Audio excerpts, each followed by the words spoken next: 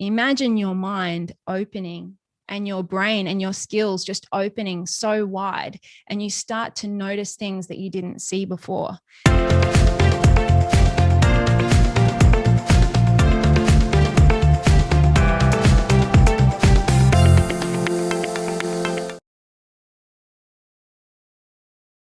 Welcome to the Global Investor Podcast. The goal of this podcast is to offer investors and entrepreneurs insights and practical advice to dramatically improve the kinds of deals that you invest in and the returns you get. My name is James Evenson. I'm one of the partners at Crown Private and our investor syndicate, Obris. Obris is about exceptional people, unique experiences, and bespoke investment. Our membership and our community are made up of like-minded yet unique and adventurous individuals, as well as family offices. We invest in a spectrum of deals from established companies to startups, and we do so with a proven formula of due diligence, structuring, and management. Today, I'm very excited to introduce you to Belle Wiffin. Belle is an entrepreneur. She is the owner of multiple businesses. She is a property investor and developer in Queensland, Australia. She's also a mother and a wife. Belle has a strong interest in human behavior, in developing business culture, exploring consciousness, and in universal laws. Belle is inspired to create solutions that solve meaningful problems in business as well as life. She is also committed to building teams of exceptional people to execute these visions. She does so in the companies that she has created. Her current project has been to develop a mobile app for meditation. Belle and I are both proponents for the significant value of meditation for entrepreneurs, investors, and really for people of all walks of life. Our interview today delves into how the foundational elements of freedom, focus, leadership, and mindfulness define Belle as an entrepreneur, as an investor, as a human being. Welcome, Belle. Welcome, Belle. Thank you very much for joining us. Thank you, James. It's a pleasure to be here. Well, much appreciated. Tell me, where on our planet are you as we're speaking today? I'm in Brisbane, Australia.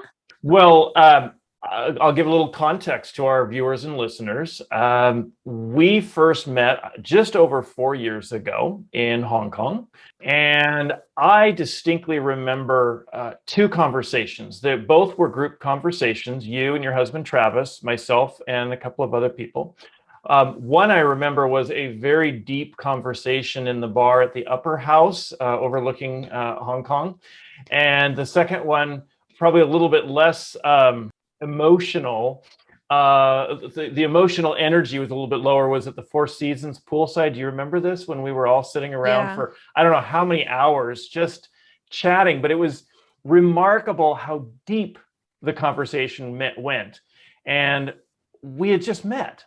And I remember I felt a kindred spirit of intuition coming from you. And then likewise, Travis and I had met, a week earlier, so we had some headway on that. But I look back on that time of establishing the bond with you and with Travis, and you continue to show how even more intriguing you are. And clearly, the intuition is every encounter we have, I see and hear and experience that depth that you can convey of who you are.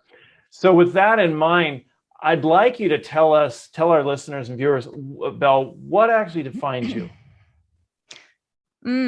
It depends. It depends which point of view you're asking from. But what defines me, I'd say I love to see the best in people.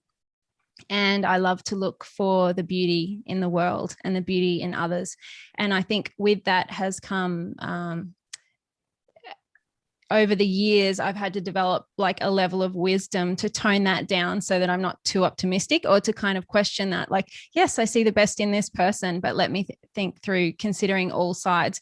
Because if you just see the best in someone or look for the best in a situation, it can set you up for a rude shock if you're too naive or too optimistic. So, but I love to see the beauty in the world, and I love to see patterns.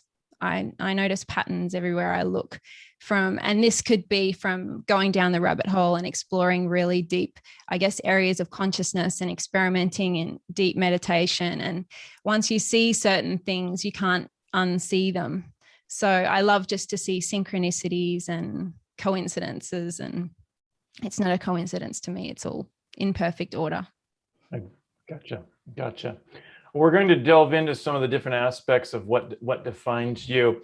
During this interview, in the introduction, I told folks about you, entrepreneur, mom, inventor of an app as well, that we're going to talk a little bit about.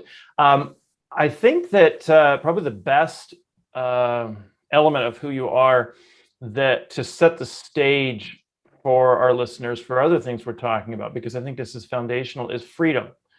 Freedom defines you. What is freedom, Belle? And how have you created freedom? I think, when you're a child and you just feel so curious and you want to explore things and understand, I didn't want to lose that. So I think I've always tried to create freedom in my life. And I like rules and I like order, but I don't really like being held down or confined.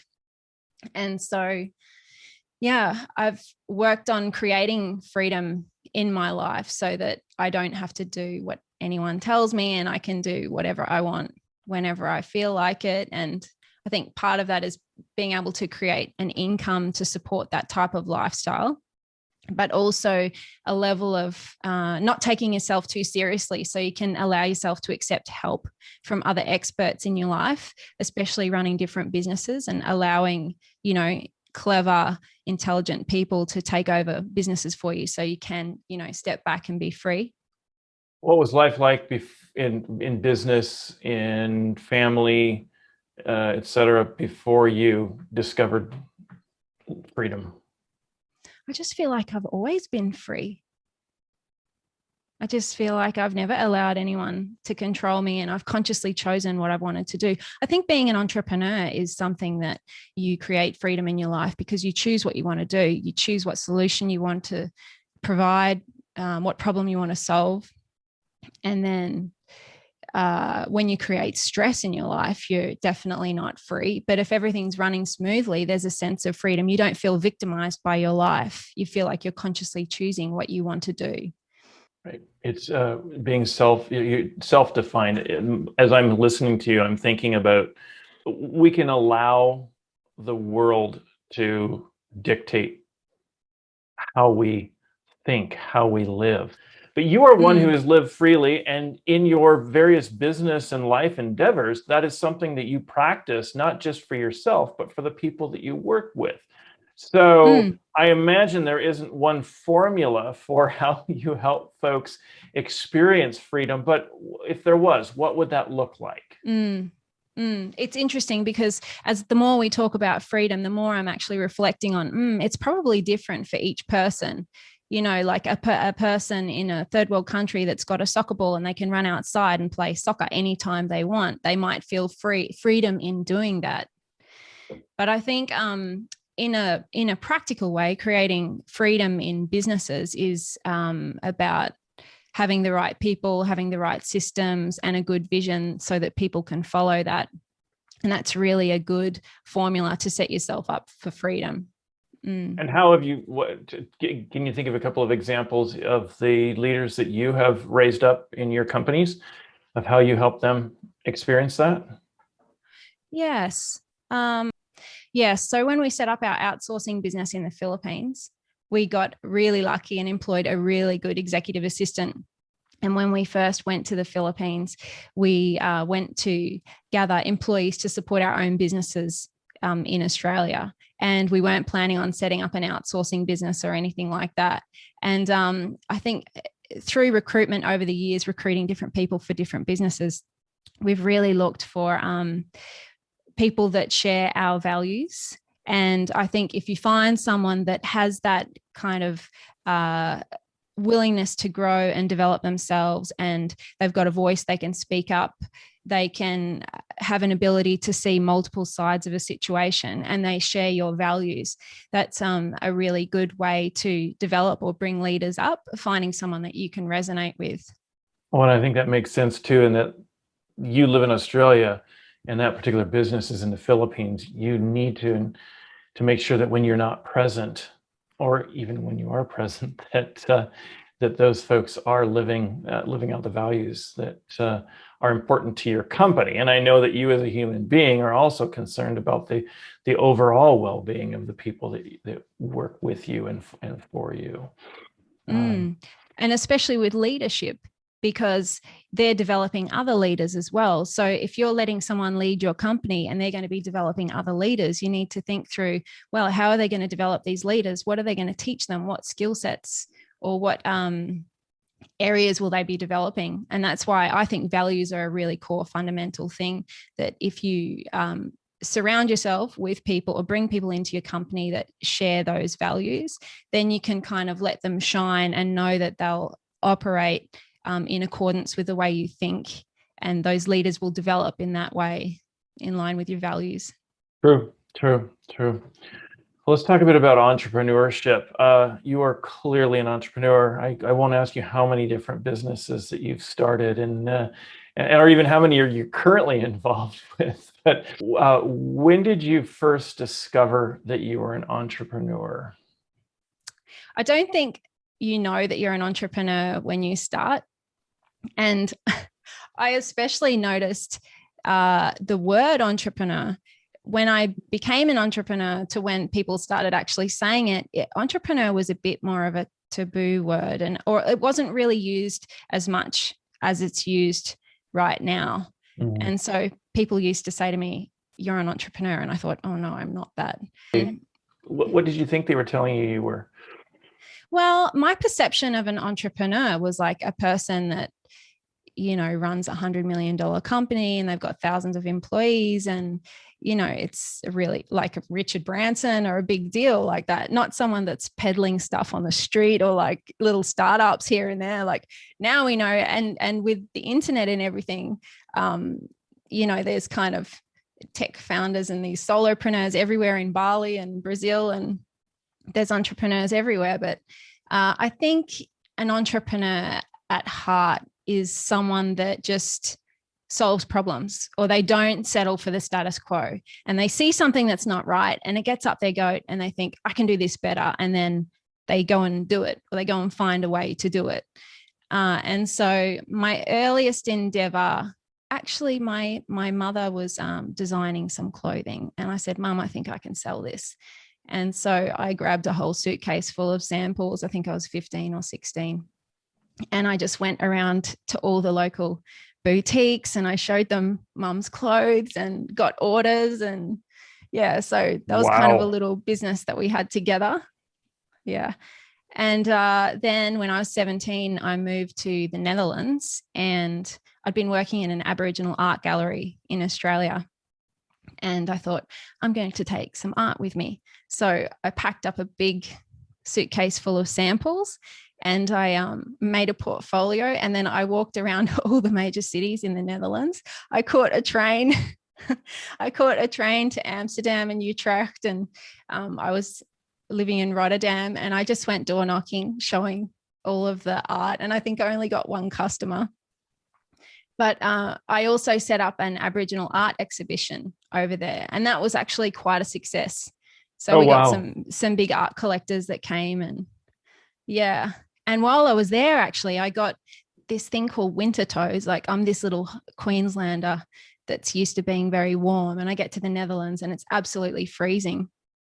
And I thought my toes were going to freeze off. And I said to my boyfriend's mother, can you take me to get some Ugg boots? And she said, what's Ugg boots? No, we don't. I said, it's like slippers that have got a woolen insert so you can keep your feet warm. And she said, no, we don't have that here. And I said, oh, you're kidding me. You guys really need that here. So my next project was going to research these Ugg boots and how can I get Ugg boots to the Netherlands? And that, that's the path. And then sometimes as an entrepreneur, you end up down the path having had a couple of successful businesses here and there. They might still be running in a few startups. And then you think, gosh, like if I just had been an executive, like maybe I could have gone into human resources and just been an HR executive, not had to worry about like running any businesses or cash flow, or, life might be more simple. So, there's a glamour about being an entrepreneur, but it's really hard, and it's school of hard knocks. It is. I mean, think about all the startups that we've worked with, and I see, they start off with great ideas that they're creating something, and then within a short period of time they're having to raise money, and they're facing investors, and they're having to grow the company, and it is hard work. And it's funny that you mentioned Richard Branson, because we know him as he is now. But have you read his book, Losing My Virginity, where how he lost Virgin Records in order to create Virgin Airlines, among others? He was in the trenches with that. I mean, he lost a lot more, but we don't know him for that today. By the way, anyone who's listening, watching, who has not read Richard Branson's Losing My Virginity, that's probably on the top 5 of the books that I recommend to people. Have you read it, Belle? I haven't. We do have it here. I have it in the house, but I've opened it a few times. I'm familiar with the story, but it's a very easy read. It is. You can kind of pick it up and just start reading it. And there's a certain humility about Richard Branson. You know how he says he can't even read a P&L? Like, I'm sure he can, but I just love his humility. And I think there's a lot to be learned from him about becoming free, about creating freedom in your life, because he does put the right people in place and get out of the way. He's just the vision guy. And yeah.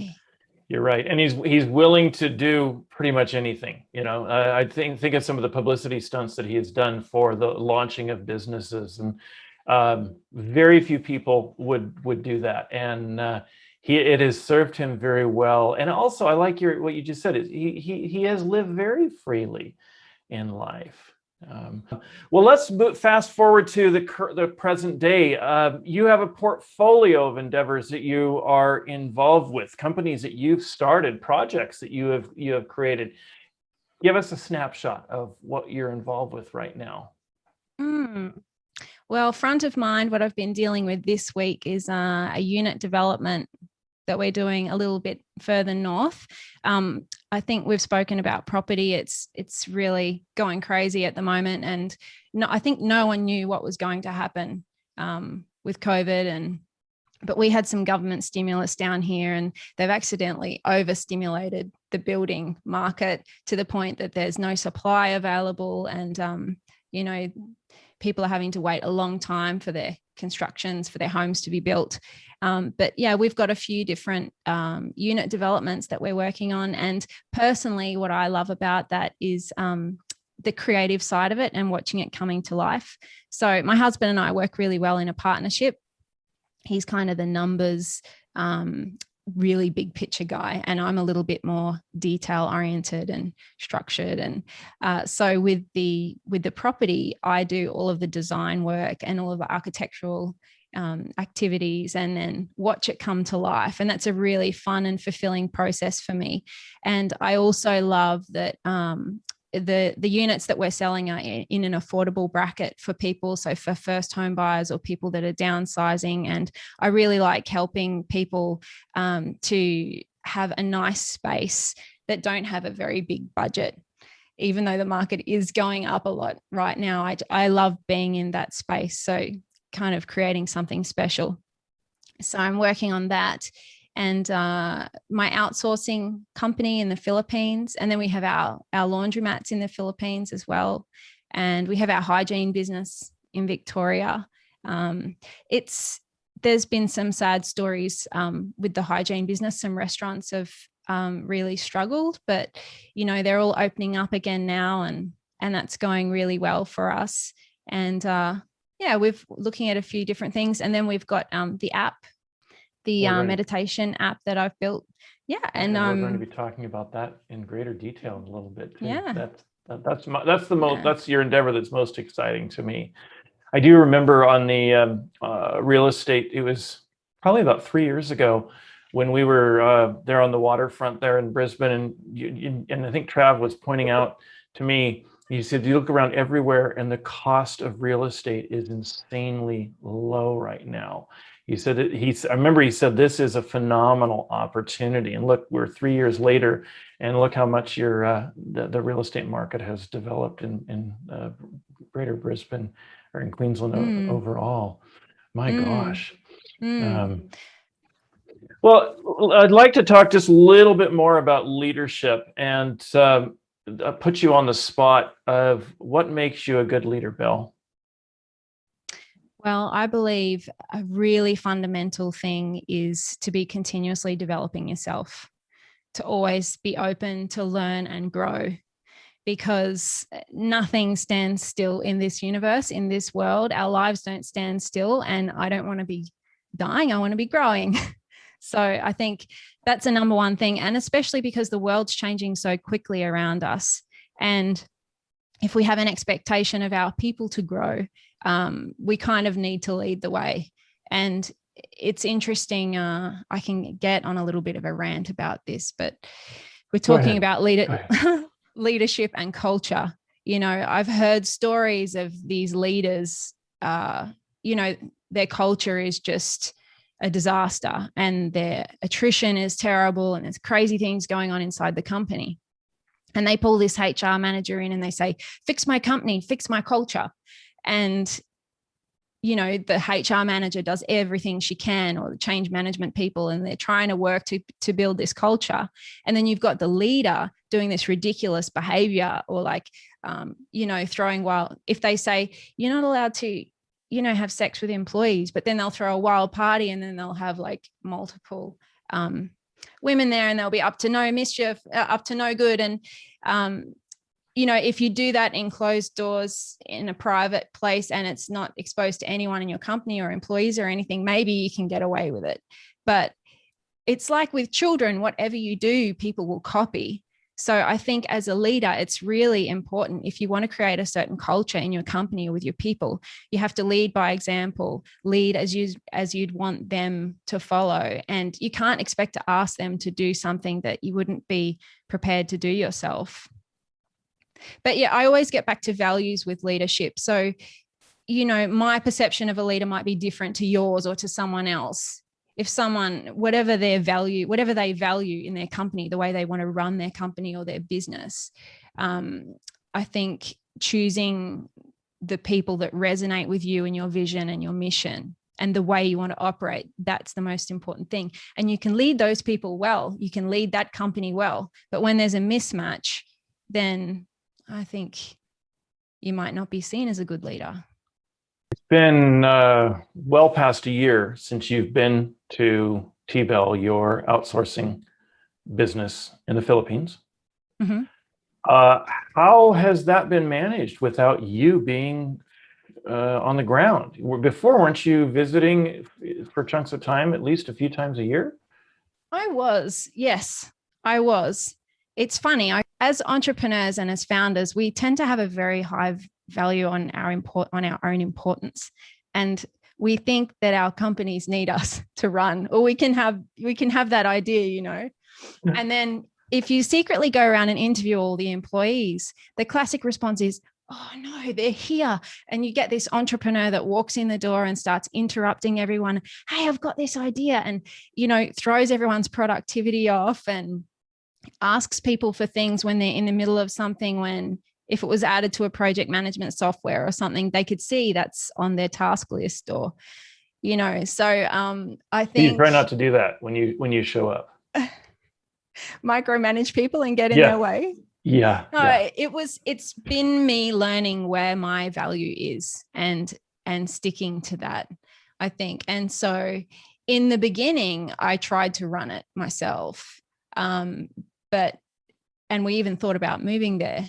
But then, and I like doing that. I like getting in and getting my hands dirty and being part of it, but it wasn't possible. So we quickly had to put systems in place to make that function, without us. And entrepreneurs love to have everything in their head, or the processes and everything. But the more you can get that out on paper, everything's just reoccurring anyway. And I think with my CEO, what she learned about me, and something that we share, is like a meticulous kind of attention to detail and pursuit of excellence. And so when there's this constant pursuit of excellence, like I know she's doing that, and she gets that about me. Like I want it perfect. If anything's wrong, I'm like, why isn't this right? Is it a human error? Is it a systems error? Like we quickly do a root cause analysis and figure out, how did this go wrong? Let's not let it happen again. And it's kind of that Kaizen approach, continuous improvement. And I don't need to be involved when the leaders act in that way, and they know what's important to me. And so they do that. They make it happen that way. Well, and I can tell you firsthand, I know that they don't need you in Cebu. I think it was probably 2.5 years ago that Marvin and I went with Travis down to we met up to look at the laundry business, because we were looking at possibly buying into that and to expand it. But also we went to the office, and we were met by your CEO and the team. And I never felt like I was on a pedestal because I was a foreigner. I felt like I was a respected, at the time, just a guest, but also a prospective client. And then when we were considering outsourcing just last year, I remember you and I had the initial call, and then Angel, your CEO, and I had the follow-up call. And she's doing great. I mean, you have done a phenomenal job of finding someone to fill the role of a leader, not just because she is similar to you, but because she's already, it's intrinsic to who she is as well. And so she has her own way of living that out. So yeah, it's unfortunate if your ego depended upon other people worshiping you. I think you'd be in a different place. And it's not just our egos though, because when we can get in and solve a problem, or we can, if we get amongst drama, like there's a chemical reaction in our bodies, and, we might generate some cortisol or something like that.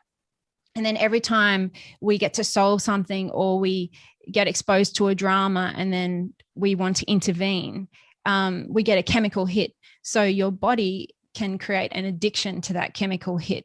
So even if you don't, even if you want to be free of your business or not getting involved in that, if you can gain a level of awareness over your body, and that your body wants that chemical hit, or it wants to be involved in that situation, you can consciously stop in the moment and say, if I get involved right now, I'm going to disempower my people and not give them the opportunity to solve it. I need to step back and let them solve it because they're capable, and then kind of overcome yourself, especially as an entrepreneur, because we fix stuff, right? We're fixers. So it's getting over the fact that, yes, we know you can fix it. Yep. How about you get out of the way and let someone else fix it? I realized recently that I like being Superman. I like being plunged into something and fixing it. But I completely agree with you. It's not the waving of a wand kind of fix. It is getting in, doing what we're supposed to do, what we're intrinsically designed to do.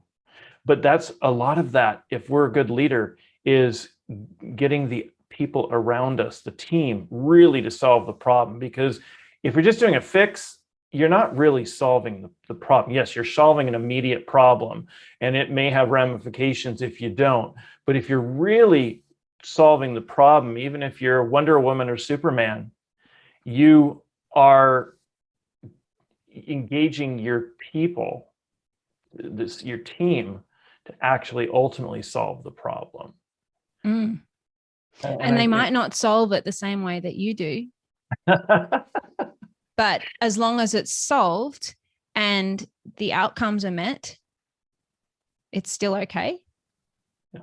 As long as the customer is happy. And yeah. Because because you're going to go back home or you're going to get off the call and they're still in the Philippines dealing with whatever it is. Now, at the same time, I know that it's not just a completely hands-off endeavor this year. I'm sure that you're on video calls, probably even more than you'd prefer, of engagement and just being informed of what's going on. I have a fortnightly call with my leadership team. Not bad. And we have metrics in place for everything. We have KPIs, we have NPS scores for our customers. We have all of our employees have their own KPIs and targets. And so everything is measured. So I get shown a report with, are we meeting the targets or are we not meeting the targets?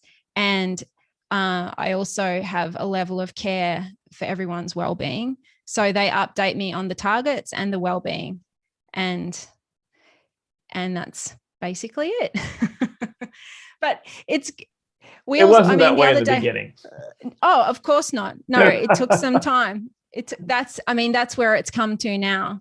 But I think vision is really important because it gives context to everything.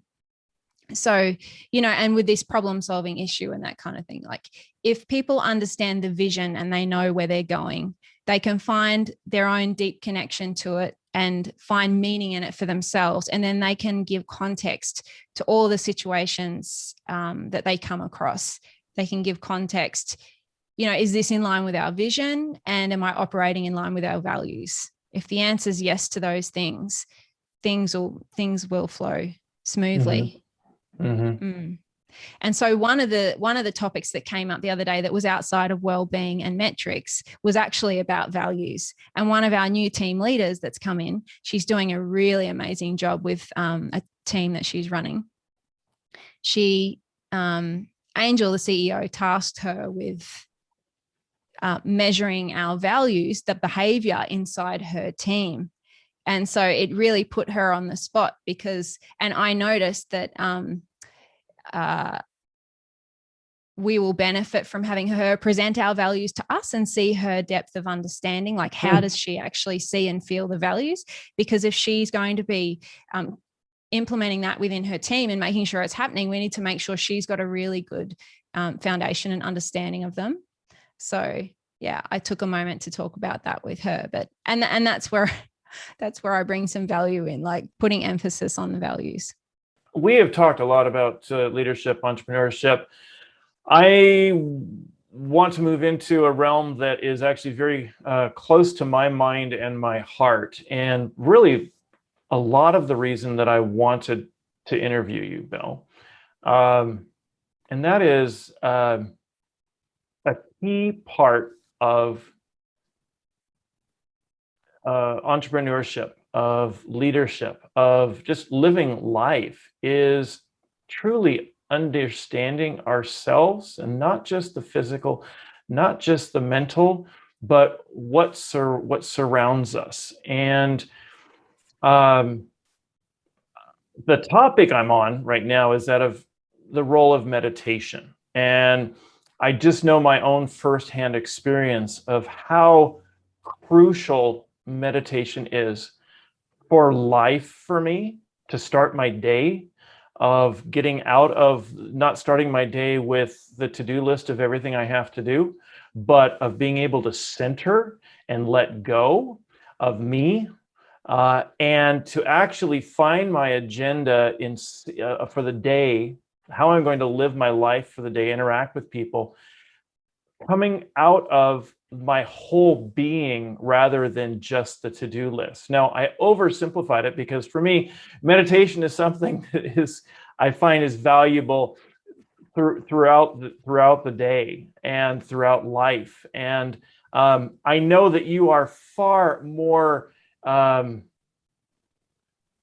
an expert in this realm. And I know you'll say to me, "Oh, James, you're still in the novice," that you personally, Belle, you think you're probably still a bit more than a novice. But the truth is, I know there's much more about that. And I'd love to delve into that. But let's start with the topic of an app. So 2 years ago, you and Travis were here in Portland.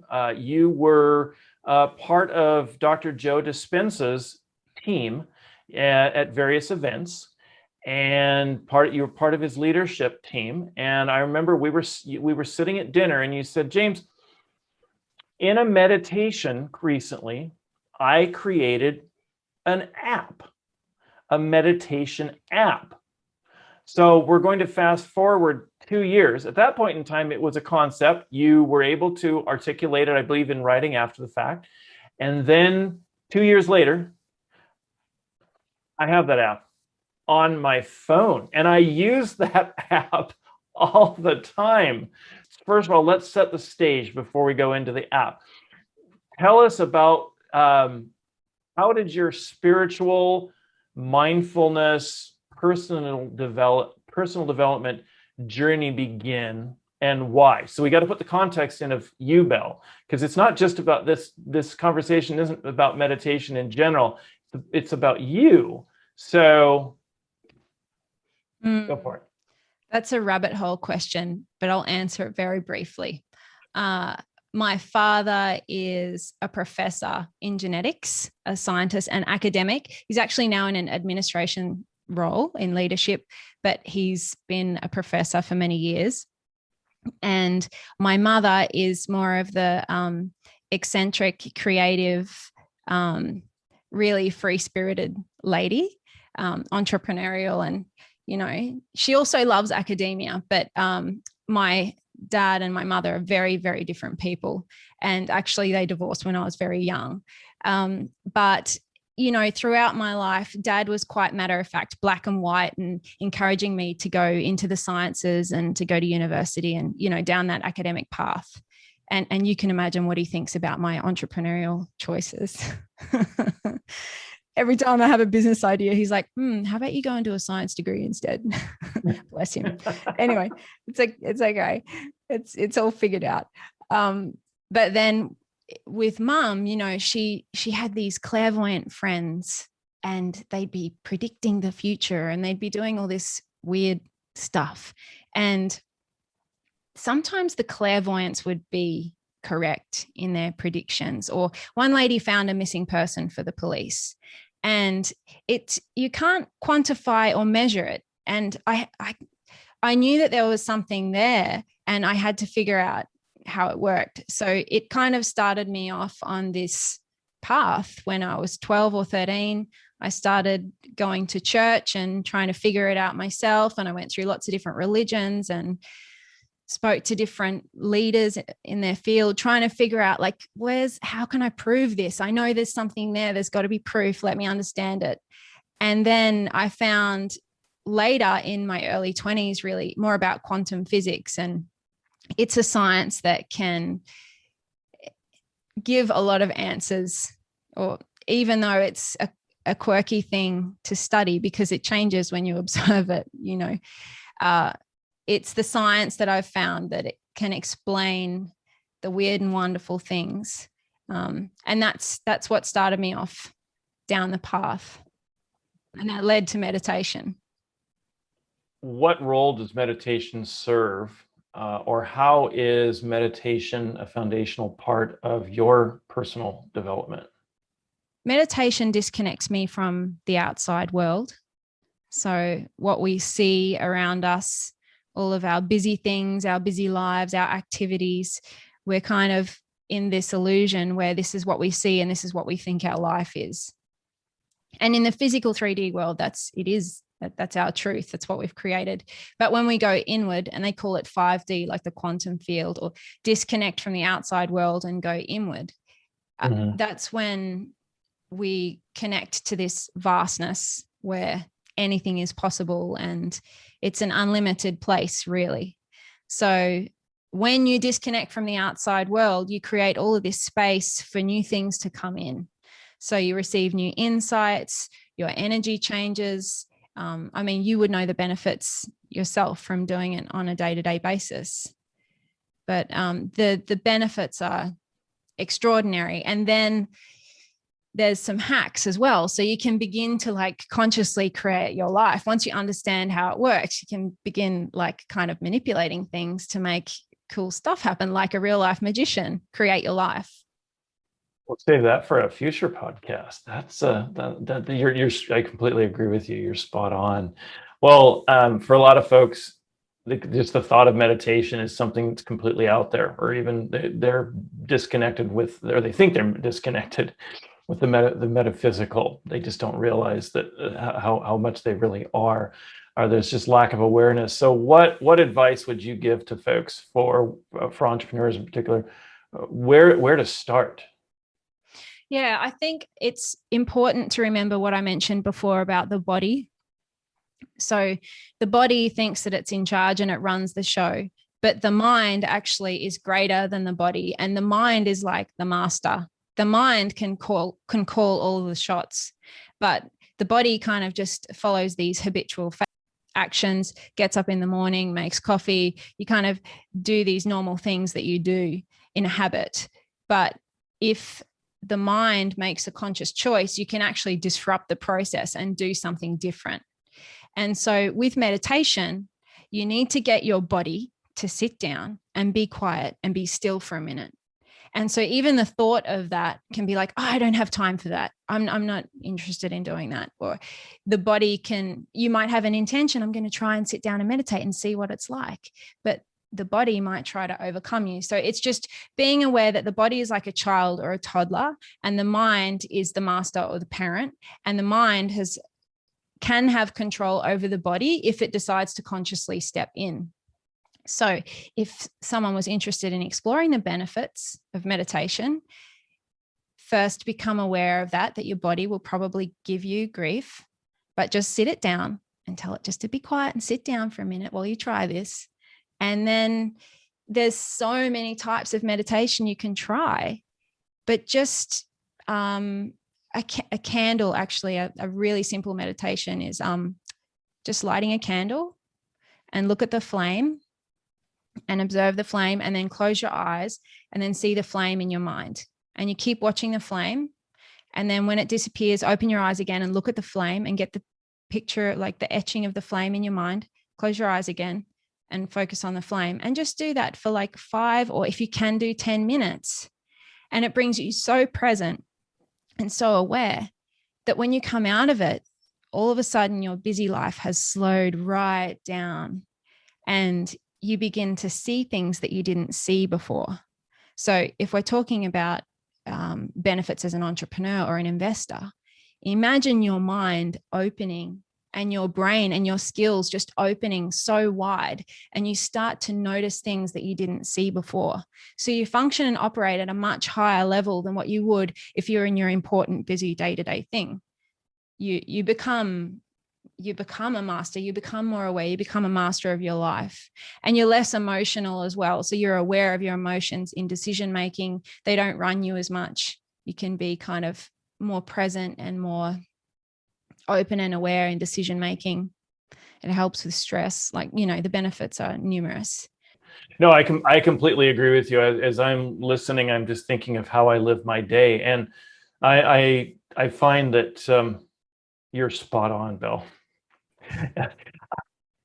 Life is not easy in business, but for me, meditation plays a key role in being able to open the creativity and to solve the problems. I'm a much better Superman with getting that disconnect from everything, the frenetic life that's going on. And I think of the people, my friends, those who just live in the frenetic moments. I think that they could be a lot more productive, happy, at peace, connected, So you're both business person and metaphysical person. What does it mean to be a business person with a metaphysical lens? Well, I began to touch on it really just now. And in fact, when you're talking about the creativity of meditation, I was thinking about Ray Dalio. Do you know Ray Dalio from Bridgewater? Sure. Yeah. Yep. So he's practiced transcendental meditation for many years, I think probably at least 30 years.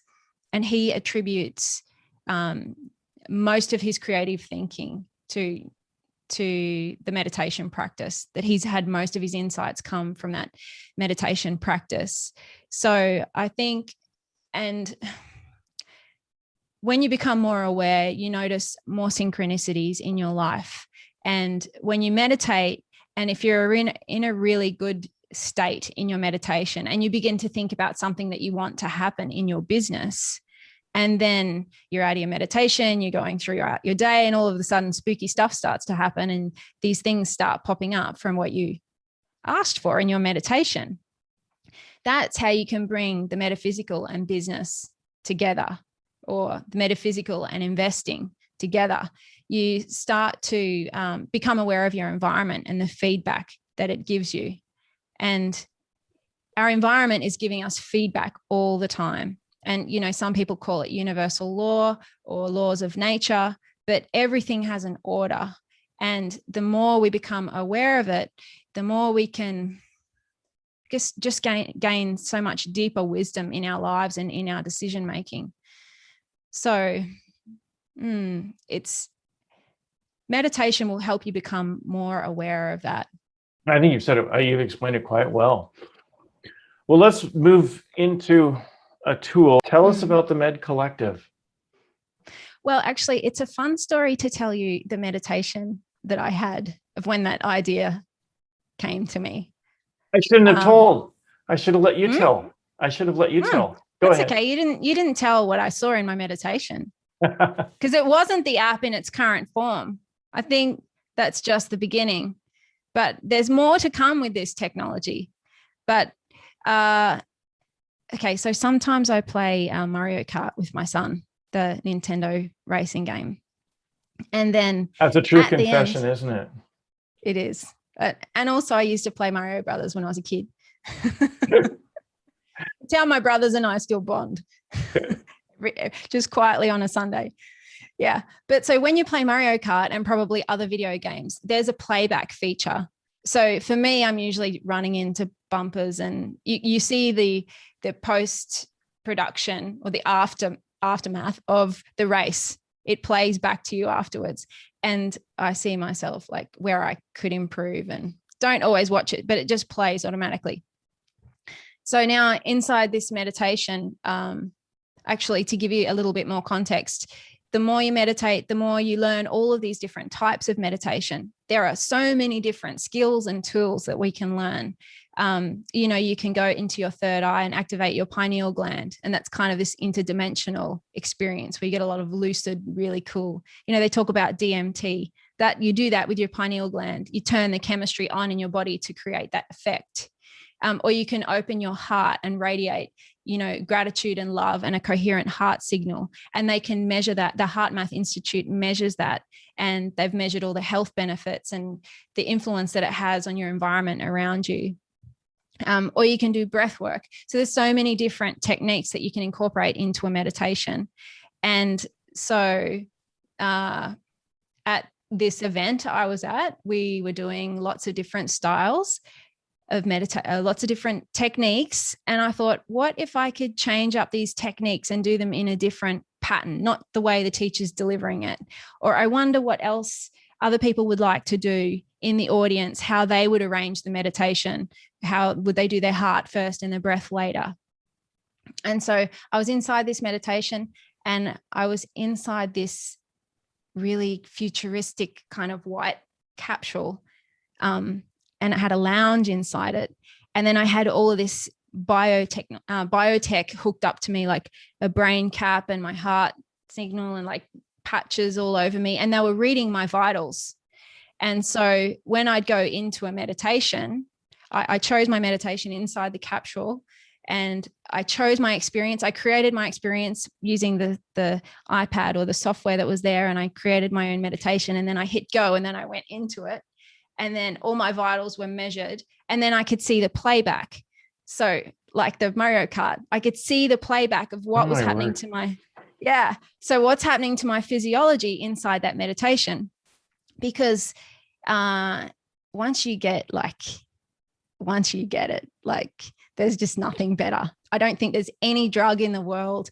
There's the experience that we can create when we connect in meditation it's like we've read the brain. I've been at events and I've had my brain read, and you can see the brain go into gamma, which is usually when people have an epileptic fit, they go into gamma.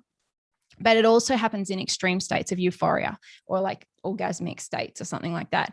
And so you can learn how to create these states, and you can just take the ride of your life. And being a person that likes to refine things, I just wanted to keep refining my experience to have a better and better experience, and also give other people the opportunity to do that. And so in my meditation, that's what I saw. And then I came out of it and I told Trav, and I was like, this and this. And he's like, Belle, let's just do the software first. Why don't we do that in an app? And I said, okay, let's do that in an app. So it's create your own experience inside the app. But, we don't have the biotech attached to it yet. So, I need to go and get a bunch of brain scientists together and develop that tech that can be used at home. There is some tech out there right now, but it's not as accurate as it could be. But, consolidating all of the biotech that's in the world and developing some new things and having it talk to the app so you can have your own experience at home, observing what happens in your physiology, and then refine and critique that so you can keep having a more epic experience over and over. Before the interview started, we were talking about the Apple Watch, and that might be key to getting all the some of the feedback from the body. To measure. I'd need a really strong NDA if I went to Apple. True. I don't think we want everything recorded to the cloud. All right. Well, let's go into a little bit more about the app itself. So, Medcollective. Can you tell us about some of the components of what makes it function? Well, it's a group of curated guides. So you probably noticed, as I was talking about T-Bell, I like things to be really high quality. So everything about the app that we've done is really high quality. So we've sourced curated guides to invite them onto the app. And then I work with music production experts who are very experienced in producing meditation events.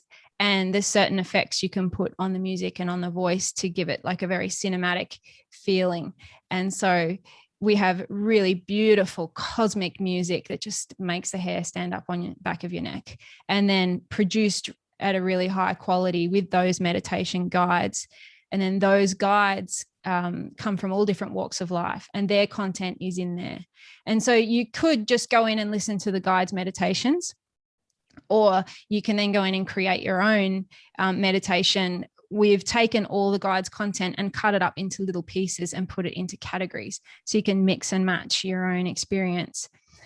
And I think what we've found from the user behavior is people aren't as bold and adventurous yet to make a lot of their own meditations. They tend to be listening to a lot that we create for them. We'll mix different playlists and that for them, and listening to the guides. So, I feel like it might be a bit before its time, but meditation is it's definitely not a new thing, but it's becoming more and more mainstream with the likes of Headspace and Calm. And so people are becoming more aware of it. But, if someone started out on Calm and they've had kind of some basic meditations and they want to up the ante and see what else is possible, they can jump over and try the Medcollective.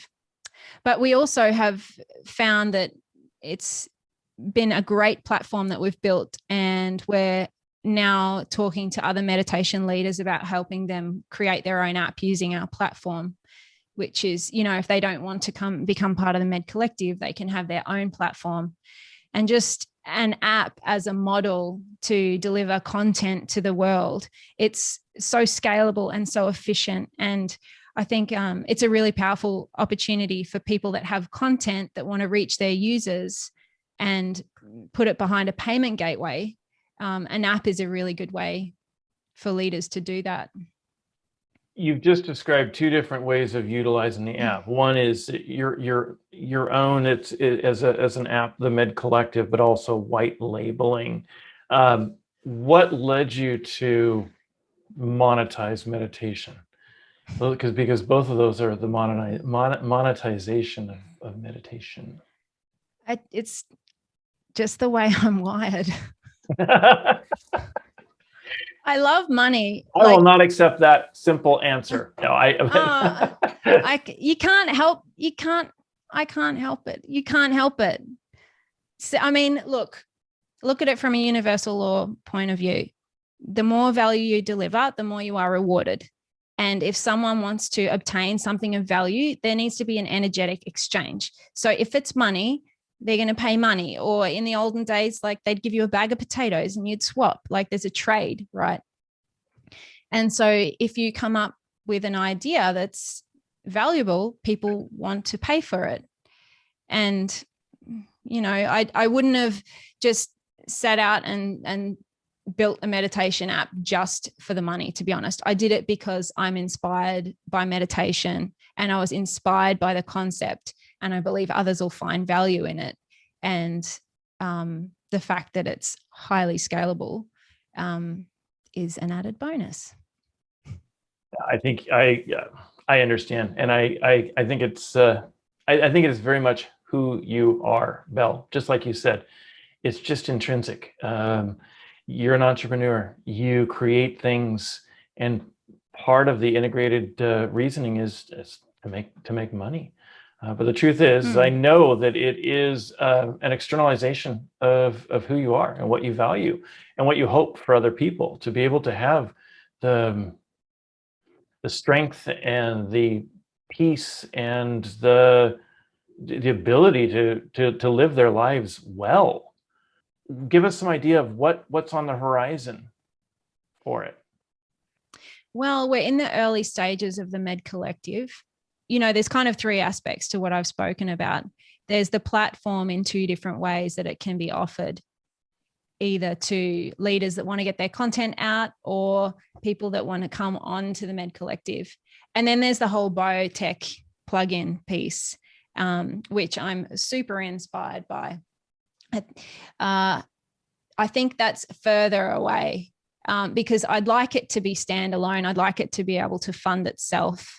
So we try to have all of our companies and investments standalone and fund themselves. It's also my husband's little carrot for me, like get your app to make some money and then you can spend whatever you want on it. Okay, I'll just reinvest all the money back in. Or if I can show him some blue sky, he might be like, okay, babe, you can have some money. You can have some more cash for that. Like, just to be clear, he's not your overlord. He is in a partnership where that's it. That's him just being in an equal role, correct? He is equal, but I also, by surrounding myself with smart people that are smarter than me, I love delegating things to people that if they're inspired by it and they're really skilled at it. And Travis is a really skilled money manager, and he can make the sexiest spreadsheets you've ever seen. Like, babe, here's this concept. Tell me how much money I'm going to make. And then I just give him a few line items, and then he just whips up this really extravagant spreadsheet and all the formulas are in, and I just change the numbers where I want and I can see where I'm going to be. And so, we do make all of our decisions together, but I definitely delegate that money management side of that to him, like a CFO, and then he reports to me. We report to each other. But, ultimately, if I wanted to invest money into the app more, I have to show him why and how and that there's a genuine demand for it. But with the Medcollective, I think, it's fairly fresh talent that we've got on there right now. It is very curated, but we don't have any huge name people on there. Mm-hmm. So I love the idea of being able to bring in kind of newer guides or less well-known guides that have got really good work that's kind of unheard of or they haven't been discovered yet. Bring some really good work in as like a talent incubator and let them get discovered on the Medcollective. And, the rising sea lifts all boats and they all succeed together. Or if one of them wants to bounce out onto their own app, they can do that too. And we'll just continue bringing new talent in. But my job is great because I just get to experiment with all the meditations and like, half my day I'm like, oh, just checking out different meditations. And I think, wow, this is the job that I created. Nice. Wow. Well, and I will tell folks, this is not sponsored. I actually wanted to do this. I have the Medcollective on my phone and I use it, but Belle and Travis are not paying me to sponsor this. I'm doing it. I'm having this conversation because I want others to experience meditation, and folks can give it a try for a couple weeks without cost. You can just download Medcollective on your the platforms, both Apple as well as Android. Is that correct? That's right. Like you say, James, I don't mind if people don't take the Medcollective. If they're interested in exploring meditation, just step into it. Whatever opportunity. The candle is something that you can do at home. Yeah. Well, we're going to wrap up, but I have one last question for you. Belle, you are both an inspired person and an inspiring person. That's not a question. The question is, what's next for you? Well, I thought I had it all worked out before COVID hit. We'd kind of sold everything and pulled our kids out of school, and we were traveling the world and homeschooling our kids. And I wanted to be a perpetual traveler. That's a freedom thing as well, and I think the world will go back to a way that we can travel in the future. But for now, I'm really grateful just to be kind of safe and sound in Australia. And I wouldn't want to be traveling and affect our community. Our government's worked hard to keep it that way. So, working with an app, I can have Zoom calls and I can do everything from here and still reach the world. But locally, I'm really inspired by the property development that we're doing. And that's something that's in my immediate future. There's a housing shortage here. People are finding all kinds of issues trying to get a hold of a place to live. Especially families that they might be renting, and then the owner decides to sell because the market's so hot, and then families are displaced and they're living in tents and caravans. And so there's a real housing issue here. So I think I could focus on some local issues for now while I'm stuck in Australia till I can travel again. Not a horrible place to be stuck, by the way. No, that's right. Yeah.